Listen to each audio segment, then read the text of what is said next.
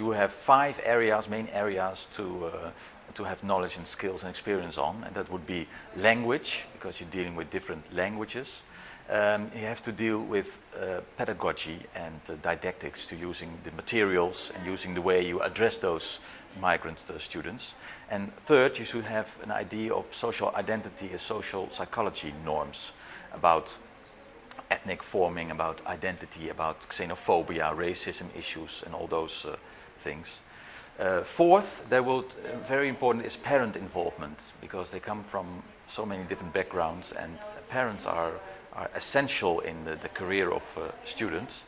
And fifth is that you build up community relationships, that you know what kind of area your school is, and that you make connections with the area.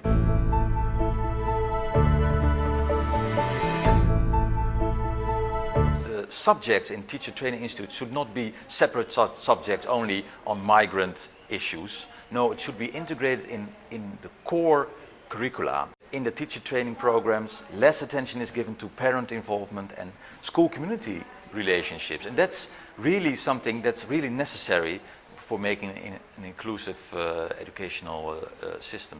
We've done studies within Sirius, and we've made toolkits as well to help those teachers to be aware of what to do in such a diverse classroom.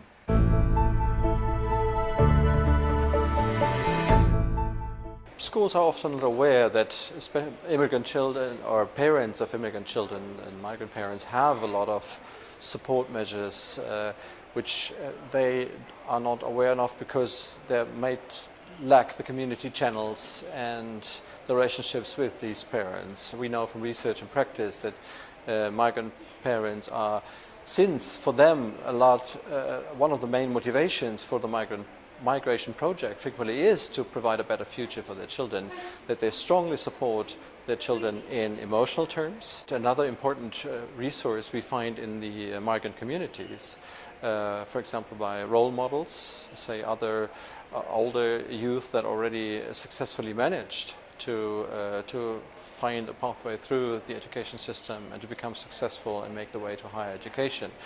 And of course other community leaders, and also these resources are mostly not aware, that schools are not aware of these resources.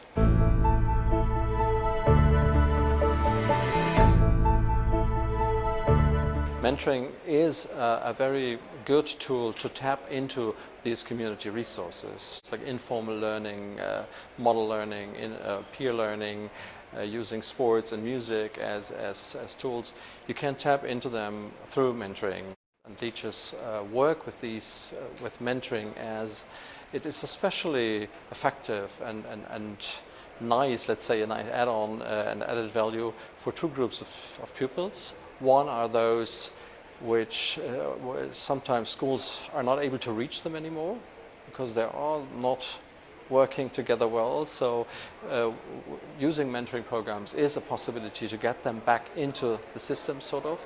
And the other groups are highly skilled ones, or high potentials actually, who need just some extra support, especially when they are from migrant families. Just need sort of a little bit of extra support to make a smooth transition into higher education. The important thing is that you tap into a resource which is not a teacher. So you find someone, it can be just a more experienced person, but we have particularly good experience also with student mentors, so a little age difference, the student mentors from the same ethnic communities who work fantastically well as role models for kids who have a lack of role models in schools.